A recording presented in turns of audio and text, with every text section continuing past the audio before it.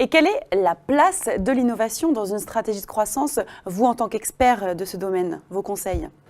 Notre recommandation d'abord, c'est de reconnaître que l'innovation est toujours indispensable. Il est indispensable toujours de réfléchir différemment aux problèmes qui sont posés.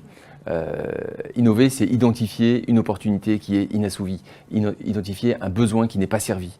Et c'est toujours la bonne manière. Alors souvent on dit que les vrais leaders ne font pas des choses différentes, les vrais leaders font des choses différemment. Et c'est ce qu'on explique à nos clients. Toute stratégie de croissance, elle est fondée sur une innovation pour dépasser la concurrence, dépasser les attentes de ses clients et finalement c'est se dépasser soi-même. Voilà. Et quelles sont les principales innovations, les principales méthodes que l'on voit aujourd'hui en France dans les stratégies de croissance? Oui, historiquement, tous les 10 ans, si vous voulez, on voit une grosse évolution, un nouveau paradigme. Alors ça a été, je reprends mes notes, c'était la mise en relation quasi gratuite. Lorsqu'on a vu arriver Internet, on a compris qu'on pouvait être en relation les uns avec les autres de manière gratuite.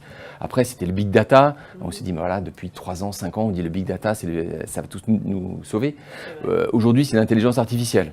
Qu'est-ce qui va se passer avec l'intelligence artificielle dans le pricing, dans le quotidien, dans la conduite autonome? Bon, pour les sociétés, prenons un peu de recul. C'est toujours innover, ça veut dire mieux écouter, mieux comprendre, mieux entendre les besoins inassouvis, mieux comprendre ce qu'il est possible de faire. Et ça, c'est vieux comme le monde. À nouveau, il faut le faire mieux que les autres, plus vite que les autres, plus fort que les autres.